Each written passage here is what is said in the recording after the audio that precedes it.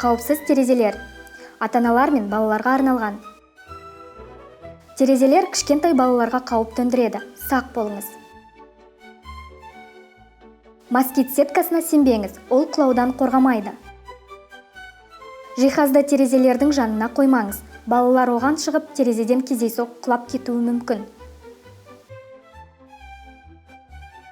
Балаңызға терезе ойыншық емес екенін түсіндіріңіз.